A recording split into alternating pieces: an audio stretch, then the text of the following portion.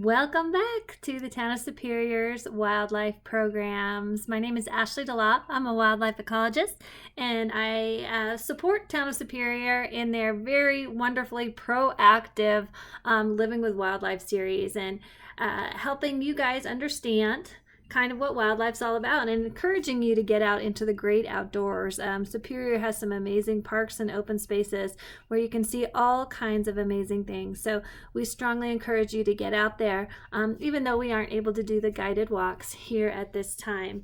For right now, we're going to have a show and tell watching for winter wildlife. Here is our initial introduction, and then we will meet back in February and look at some of the things that you guys found in the town of Superior and in your wildlife watching adventures. So grab your camera and notebook, go outside, explore, examine, record what you find, and you'll share your adventures and discoveries with me.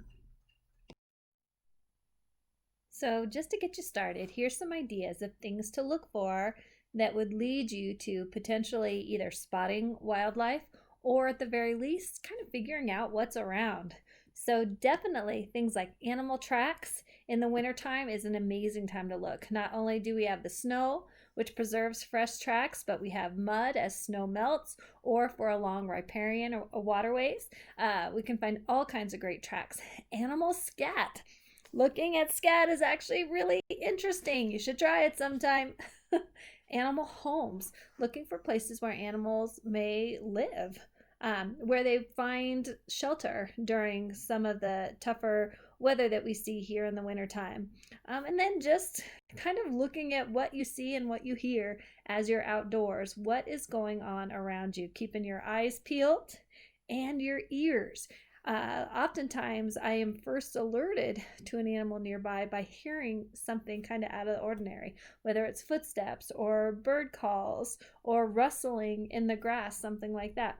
So lots of things to keep in mind as you're heading outside this winter. So I thought I'd start off by looking at some of the tracks that you can find in and around the town of Superior. Some of them are easier to identify than others. All of them should be findable somewhere around in our wintertime. Coyotes and foxes are a big one. They're definitely in our neighborhoods, but it can be hard to tell the difference between a coyote or fox or a dog print.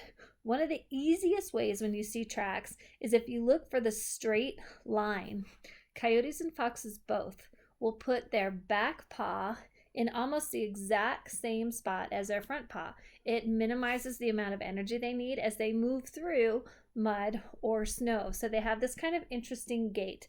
Dogs are going to be wider stance. So you'll see two separate lines for the feet on the left side and the feet on the right side. You may or may not be able to see the claws depending on how fast they were going. The faster they're moving, usually the lighter their stride. So the paw prints won't quite be as deep potentially. Also, too, one thing that makes it a little bit harder to determine size in snow particular is as the snow starts to settle, starts to melt a little bit, it will fall open and make the track actually look bigger than it is. So size can be a harder determining factor, but definitely look for this straight line of tracks. Some of the really fun tracks you might see are these cute little handprints that are Procyon loader raccoon footprints. They look like little tiny hands. The rear paws are larger than the front. If you look for that rear bigger paw that's a little bit different shaped than those little handprints. You're not going to see raccoons quite as often, even though they are a pretty common resident here in Superior, but they are much more nocturnal and they're slow moving. They don't want to encounter a person unexpectedly, so they will avoid them at all costs because they don't think they can run away from you. But looking for these cute little hands around your garbage cans or going through your yard is an indication the raccoons have been around.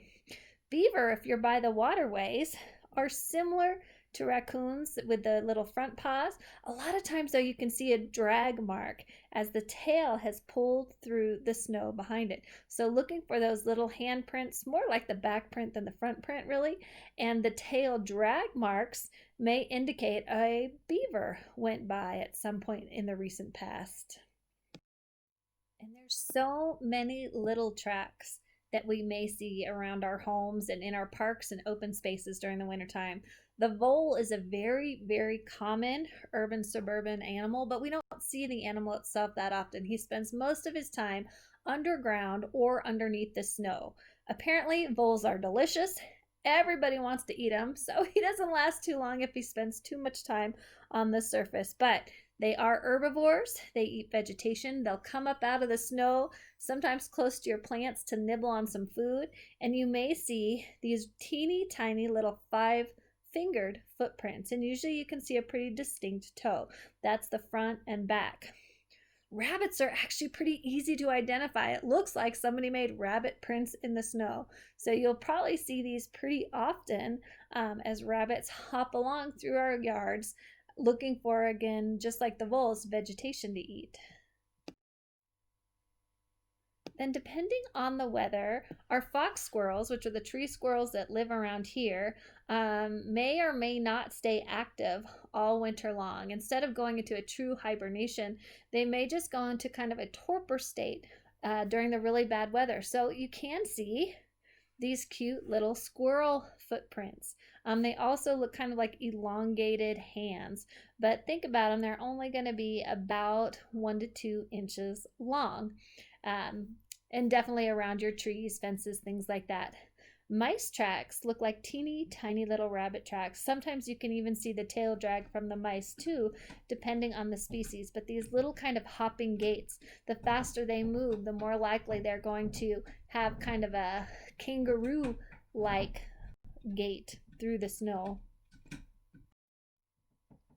More and more, we're seeing some of the hoof-stocked animals moving down into the suburban urban areas out of the foothills, looking for vegetation due to overpopulation, due to a little bit cooler temperatures. Those tracks all look very similar. Really, you have to base them more on the size. Even there are specific differences to look for. Once that snow starts to settle and fall apart, those really specific differences are going to be hard to see, but you can kind of vary by size. Mule deer are going to be our smallest, at about 2 to 3 inches long, and you'll see these 2 hoof prints. Sometimes you see the toe prints in the back. Moose are going to be our much larger. You're going to have a wider, rounder footprint, maybe even up to 7 inches in length. Elk, somewhere in between 3 to 5. They're not going to be as rounded as a moose track, but they're going to be bigger and heavier, deeper in the mud or snow than the mule deer would be. Now, the faster the animal is moving when they make the track, then the more spread apart those 2 hooves are going to be. So if an animal has run through, you may see a more splayed, where it looks almost like the hoofs have opened up a little bit. And that just indicates that they were moving at a faster speed and their hoofs spread apart as they pushed off the ground running through.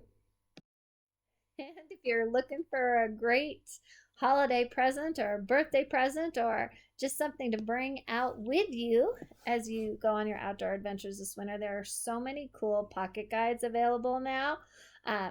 Most of these are small, laminated, sturdy, some of them even waterproof, that you can stick in a backpack, stick in a pocket, and carry with you. So these are some of the fun ones that I've used on various outdoor programs to help me identify what I'm seeing. And it's kind of neat to kind of figure out and go through the classifications yourself and figure out who is around. Okay, now what is this? What we're going to do is I'm going to give you my email address at the end of this presentation, and I will go through your photographs over the next couple of months and add them in, and that's what we'll take a look at when we meet again in February, some of the cool things that you have found. So whenever you see this kind of as a placeholder, That's just some of the categories of pictures I would love to see. So take pictures of the cool tracks you see, try to identify them, but if you can't, that's okay. I'll help you out and we'll take a look at them next time we meet. So I can remember hiking one time with my children when they were probably about 4 and 5 years old. And there was a decently busy trail. There was a lot of people around us. We were hiking without pets at the time.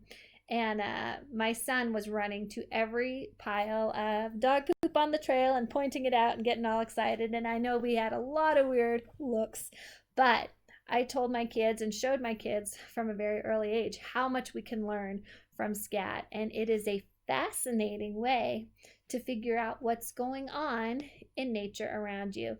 And at the very least, to figure out who's around.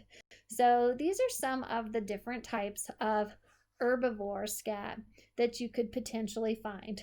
When you're thinking about an herbivore, those are our plant-eating animals. There is a ton of variety in what their scat could look like, but some of the constants are going to be, they're going to be pelleted, round, and fibrous material. If you look close enough, you generally will see a bit of the fiber that was in the plant that they ate. The size can be from teeny tiny little mice, like the one with the ruler, up to the size of moose, which is our big pile down there in the corner. There's beaver poop there on the log. It is elk poop next to the beaver poop. And then we've got our good old rabbit pellets in that far corner there. But generally, when you see those pellets, the first thing that you know right off the bat is it was made by an herbivore. So moving on to our next type of scat is our omnivore scat, our omnivore poop. It's going to be a little bit more varied, but actually pretty easy to identify once you get the hang of it. It's going to have a lot more variation in color and texture just because of the variation in what those animals eat. Omnivores can eat anything from a big insect snack to berries to grass to small mammals. So you get a lot of variety in the shape and texture. The one thing that is consistent is that a lot of that material will pass through the digestive system in somewhat natural shape. And you can see it in the scat. You can see lots of seeds in here. You can see coloration from berries. I've got bear poop in the corner here. Here is our raccoon scat. There is fur from other animals it ate as well as seeds from berries. This actually is squirrel scat. Okay, the black pelleted things, squirrels are omnivorous. So that darker color, not only is there going to be a lot of vegetation in there, but that darker color indicates there's a lot of organic material as well. So this squirrel probably ate some insects or bird eggs or things like that as well. And then here is another nice big bear scat with tons of small berries in it. Okay, and again, if you looked a little bit closer, you would actually see, though, as well, bones, fur, and feathers of the mammals it ate. And we learn so much about our local carnivores by analyzing their scat, what they're eating, how much they're eating, what percentage. This has been a big issue when people are worried about their pets and being predated on by different wild predators like coyotes. This is a concern in hunting. People want to know, are they eating all the deer? Are they eating fawns? Things like that. Some of our larger predators, what the competition is like, we learn a tremendous amount. Looking at carnivore scat, you're going to see kind of a rope-like texture, and it's usually very dark colored or gray in color. And again, kind of depends on what they've eaten, how much bones, fur, feathers, non-digestible things are in that particular scat. You can almost always see the bones, feathers, fur, and different non-digestible items if you look close enough. And they can do really exacting studies on fecal material to see exactly what that animal ate. That is something that is used quite regularly. And in fact, A lot of universities and wildlife agencies have people that are specifically geared towards analyzing scat and tells us what's happening in our environment around us. So these are some examples. I've got some bobcat scat, some mountain lion scat, some down here is weasel scat, the little small one there, but you can see that dark color, as well as wolf scat with the tape measure on it. Pretty large wolf scat there. And if you look close, you see it is full of fur. And go ahead, guys, send me your poop pictures. Again, you can try and make some guesses, especially when you think about the area you're in and what you've seen in the area. But if you're not quite sure, send it in and we'll see if we can figure it out together. Some other great signs of wildlife is looking for places where they may be either taking up shelter or actually developing homes. I included in this, in our foxes and coyotes, pictures of kind of what the dens look like on the inside. Generally, the outside is going to be a very small opening, as small as they could make it if they made it themselves, or sliding underneath old concrete, something like that, where they can get in and they can protect the entrance from anything trying to come in. But the insides can be quite elaborate. Coyotes are a little bit more simpler. A lot of times they will excavate another hole built by another animal and then just have one big main area. Foxes tend to have more than one entrance and different areas for storage in there, so much more elaborate den. A fox is also more likely to come back to the same den year after year. Coyote may or may not. Both species, foxes and coyotes, will be preparing multiple den sites this winter before breeding season, and that's because these animals are smart. If one site doesn't work out, let's say it turns out to be by a walking path and there's large dogs going by all the time, or there's a ton of people in the area, or it just doesn't feel right, they will move their pups or kits to another already prepared den. So they'll be working on finding those different locations over the next month, December and January, digging out multiple sites.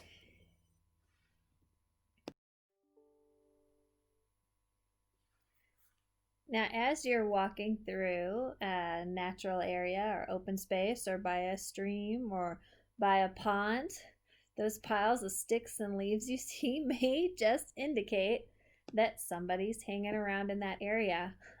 Beaver lodges are becoming more and more common in our urban suburban area, which is great. There is nothing in the world that can clean, store, and filter water like beaver activity. So more beaver, the better. And us coming up with better ways to live with them has been a great goal of wildlife managers and local communities. But it may just look like a pile of sticks, even though the inside is quite elaborate. Think about underground swimming pools, bathroom areas, nurseries, the whole shebang, but a pile of sticks on top.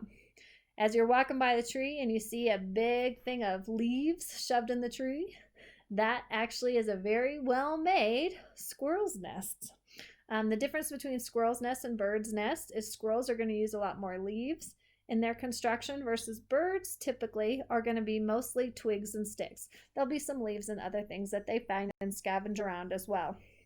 But a big pile of leaves, that is a squirrel home that looks something like that. They're cozied on up inside. You see some crazy, weird looking disturbances in the dirt or snow. Well, that may indicate your voles are nearby. They spend time kind of moving underneath the ground to protect themselves from some of that predation, but you see the signs of their passage all around. Did you find some wild animals' homes, birds' nests, squirrels' nests, beaver dams, beaver lodges, crazy little opening dug in the hillside, excavated place underneath some old concrete? Take a picture, send it in, let's take a look. Then I'd love to see who you run into as you're out and about exploring Superior and the surrounding open space. The animals that are here right now are considered winter residents of Colorado. A lot of birds fly south, but not all. A lot of animals will migrate away, but not all. Who can survive in Colorado all year long? So looking for signs of den preparation where there's dugout areas. Maybe our hibernators are nearby. Um, Bears and skunks, some rodents, our reptiles hibernate. Some animals can sleep through bad weather and maybe in and out. If you're out there on one of those nice bluebird days, maybe you'll see different animals out and about, checking out what birds are sitting in the trees. Who do you hear? Who's hanging out alongside our riparian zones or our water areas? Who's still in your backyard hitting your bird feeders? Great time to put bird feeders out if you want to see all kinds of amazing animals, birds and squirrels and even more. So anyways, take some pictures. And if you're an artist, draw some pictures. Not everybody has to use a camera. I know there's some amazing wildlife artists. Just amazing artists in general. I would love to see some representations of some of the things that you saw. You know, art is a great way to connect with science. Things like drawing and coloring actually connects the left and the right sides of your brains, your thinking, executive functioning side, and your artistic creative side. So yeah, color as well. Color and draw and send those in. I would love to see them. And no matter where you go, what you bring, what you see, just go out and do it. Winter wildlife watching is truly some of the best times to see wildlife in Colorado. There's less vegetative cover for them to hide behind. You can see things from greater distance. You can follow sometimes tracks in the snow to see where there's a lot of activity. There's territorial behavior happening, amazing things. Going up to Estes Park, watching the bugling elks is a lifetime experience that people in other part of the world don't get access to. You can see all this den preparation, this territorial behavior, coyotes escorting people by their den sites, checking out the activity. And animals too can be more active as they have to hunt a little bit more because there's less food available. So winter wildlife watching is the time to go. Get outside and let me know what you have found. Then I just wanted to share some of the pictures that I have taken in the surrounding areas in Colorado. I live out down by Aurora Reservoir, so a lot of them are down in there, but you would see all these amazing things, potentially right in your own backyards or in the trails and open spaces near to your home. You can find all kinds of wildlife, signs of wildlife, and then just beautiful nature. Get outside and enjoy our great outdoors here in Colorado.